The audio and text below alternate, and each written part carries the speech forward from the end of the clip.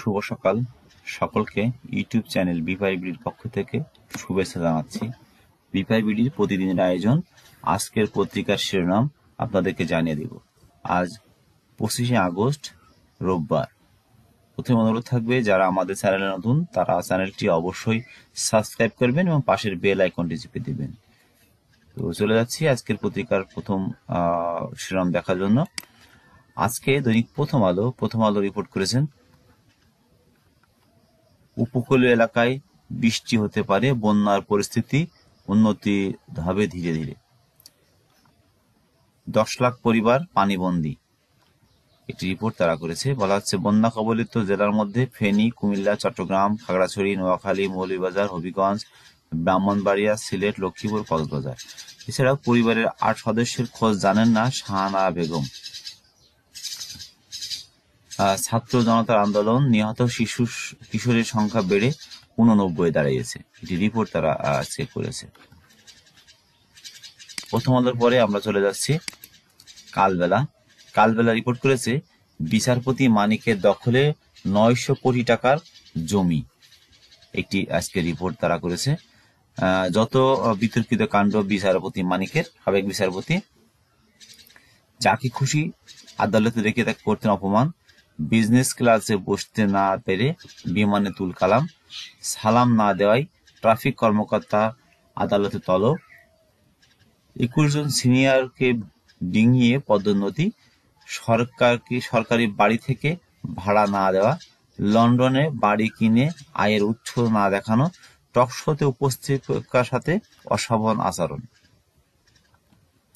এছাড়াও উন্নতির দিকে বন্যা, গণত্রাণ এক করেছে সবাইকে, একটি রিপোর্ট করেছে। ঢাকা টিএসসি একটি চত্বরকে আমরা দেখতে পাচ্ছি। মহাবিপাকে পাঠ্য বই ছাপা, শেখ হাসিনা আর 25 দিন ভারতে থাকতে পারবেন, একটি রিপোর্ট আজকের কালবেলা করেছে। আজকের সমকাল রিপোর্ট করেছে, ত্রাণ যাচ্ছে না দুর্গম গ্রামে। IMF এর কাছে আরো $3 বিলিয়ন ঋণ চায় বাংলাদেশ। আন্তর্জাতিক নদী আইন অনুমোদনের এখনই সময়। জনপ্রশাসনে অস্থিরতা, বিশৃঙ্খলা সচিবালয়ে। ভারতে পালাতে গিয়ে ছাত্রলীগের সাবেক নেতা পান্নার মৃত্যু।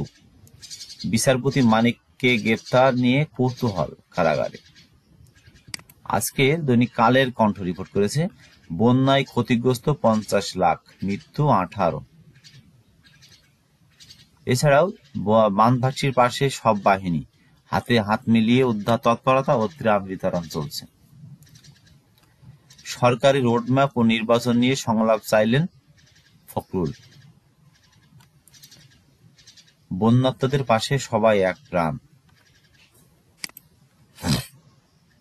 আজকের দেশ রূপান্তর রিপোর্ট করেছে, কমেছে পানি, বাড়ছে হাহাকার। একটি ছবি দেখতে পাচ্ছি আমরা, একটা নবজাতক শিশুকে এইভাবে গাবলাই করে নিয়ে যাওয়া হচ্ছে। ত্রাণের ব্যাপক সাড়া, বিতরণ সংকট। 3 দিন ধরে ছাদে 11 জন একসঙ্গে 1 লিটার পানি, একটি রিপোর্ট তারা করেছে, হবিগঞ্জের রিপোর্ট। ব্যাপক হারে মামলা তদন্তের জটিলতা। শেখ হাসিনার সঙ্গে এবার আসামির 7 সাংবাদিক। ক্রিকেটের একটি রিপোর্ট তারা করেছে, রানের পাহাড়ে বাংলাদেশ। আজকের ইনকিলাব পত্রিকা রিপোর্ট করেছে, টাকার কাছে বিক্রি বিএনপি নেতাদের দেশপ্রেম। 12 জেলায় পানিবন্দী 9 লাখ পরিবার, খাদ্য ও বিশুদ্ধ পানির সংকট। পেশাদারদের আবরণ, ফ্যাসিবাদের পক্ষে দাঁড়াচ্ছেন বিএনপিপন্থী আইনজীবীরা। বন্যা মোকাবেলায় এই মুহূর্তে সর্বোচ্চ অগ্রাধিকার প্রধান উপদেষ্টা বলেছেন। এছাড়াও ব্যাংক খাতে অস্থিরতা তৎপরতার সুবিধা দেয়। টিএসসিতে শিক্ষার্থীদের গণত্রাণ সংগ্রহে অভূতপূর্ব সাড়া। সালমান, আনিস, জিয়া, দীপু মনি, ফিরোজ রিমান্ড মঞ্জুর। আজকের ইত্তেফাক রিপোর্ট করেছে, বন্যা এখনো বিদ্যুৎহীন 9 লাখ গ্রাহক। বন্যার পরিস্থিতি কিছুটা উন্নতি। এনজিওদের অভিজ্ঞতা আর তারুণ্যের উদ্যোগ এক হলে কাজ সহজ হবে, ডক্টর ইউনূস বলেছেন। বন্যা পরিস্থিতি মোকাবেলায় করণীয় নিয়ে 44টি এনজিওর প্রতিনিধির সাথে বৈঠক করেছেন গতকাল সেই রিপোর্টটি তারা ছেপেছেন। দ্রুত সময়ে সংলাপ ও নির্বাচন রোডম্যাপ চাই বিএনপি। সাবেক সংসদ সদস্য সাদেক খান গ্রেপ্তার। সারা দেশে এস আলমের ব্যাংক, নগদ টাকা উত্তোলন, পে অর্ডার, নগদায়নের সংকট। আড়ি পাতাকে আইনি কাঠামো ও জবাবদিহিতার আওতায় আনতে হবে, নাগরিক সংলাপে আলোচনা বক্তব্য বলছেন। 9 রানে আক্ষেপ, তাতেও স্বস্তি মুশফিকের। আজকের যুগান্তর রিপোর্ট করেছে প্রত্যন্ত অঞ্চলে ত্রাণের হাহাকার। সম্পদের পাহাড় গড়েছেন আসাদুজ্জামান মিয়া, পুলিশের সাবেক কর্মকর্তা। বন্যায় ক্ষতিগ্রস্ত 49 লাখ মানুষ, 18 জনের মৃত্যু, ত্রাণ সচিব একটি বক্তব্য দিয়েছেন, সেই রিপোর্ট তারা করেছে।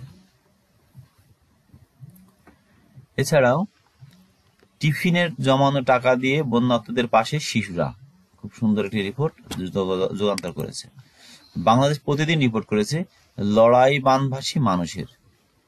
বন্যা মোকাবেলায় এনজিওর সঙ্গে বৈঠক, তরুণের সঙ্গে ঐক্যবদ্ধভাবে কাজ করার আহ্বান। বন্যার্তদের পাশে বিএনপি একটি রিপোর্ট তারা করেছে। এছাড়াও আবার দেখিয়ে দিল ছাত্র জনতা বন্যার্তদের উদ্ধার ও ত্রাণ সহায়তায়। বাড়ি বাড়ি ত্রাণ দিচ্ছে বসুন্ধরা, একটি রিপোর্ট তারা করেছে। আজকের দৈনিক মানব কণ্ঠ পত্রিকা রিপোর্ট করেছে বন্যা দুর্গত এলাকায় বাড়ছে দুর্ভোগ। বন্যার্তদের পাশে বিএনপি, এনজিও কর্মকর্তাদের সাথে বৈঠক, তরুণরা যে স্বপ্ন দেখিয়েছে সেটা কাজে লাগাতে হবে। এছাড়াও চাইলেই হাসিনাকে দেশে ফেরত পাঠাবে না ভারত, একটি রিপোর্ট তারা করেছে মানব কণ্ঠ। আজকের দৈনিক জনকণ্ঠ রিপোর্ট করেছে খাদ্য ও পানির সংকট। উজানে বৃষ্টি না হয় বন্যা পরিস্থিতি কিছুটা উন্নতি। আরো $300 কোটি ঋণ চায় বাংলাদেশ, একটি রিপোর্ট করা হয়েছে। আজকের প্রতিদিনের বাংলাদেশ করেছে দুর্গমে ত্রাণ পৌঁছানোই চ্যালেঞ্জ। ফের বন্ধু আলোচনায় বন্ধু মরং, অশান্ত ফের অনুপ্রবেশ শঙ্কা। মালিকরাই ডুবিয়েছে ব্যাংক খাত, এটি রিপোর্ট করা হয়েছে আজকে। দৈনিক জায়জাদিন রিপোর্ট করেছে কমছে পানি, বাড়ছে দুর্ভোগ। তরুণরা যে স্বপ্ন দেখিয়েছে তা কাজে লাগাতে হবে, ডক্টর ইউনূস। ত্রাণ সহায়তা পৌঁছে দিতে টিএসসিতে মানুষের ঢল। সিন্ডিকেটের কারসাজিতে ফের বাড়ছে চালের দাম। বিএনপির শামাবাবায়ের বিরুদ্ধে হত্যা মামলা। মুশফিকের 191 রানের দুরন্ত ইনিংস, বাংলাদেশের লিড। গভীর সংকটে রোহিঙ্গা প্রত্যাবাসন। দৈনিক আমাদের সময় রিপোর্ট করেছেন নাবিল গ্রুপের বেনামী ঋণ 10,802 কোটি টাকা। অর্ধকোটি মানুষ বানভাসী, 10,000 লোক নামান বিটিআরসির আমজাদ। বৈষম্য বিরোধী ছাত্র আন্দোলন দমনে বলেছিলেন। সাদেক খান গ্রেপ্তার, সেই রিপোর্টটিও তারা করেছেন। আজকে দৈনিক বণিক বার্তা রিপোর্ট করেছেন বানোয়াট পরিসংখ্যানের প্রধান পরিকল্পনাকারী লোটাস কামাল। জাতিসংঘ কনভেনশনে ভোট দিলে আইনের পক্ষে আজও স্বাক্ষরিত করেনি বাংলাদেশ। বন্যায় ক্ষতিগ্রস্ত অর্ধকোটি মানুষ, মৃত্যুর সংখ্যা বেড়ে 18।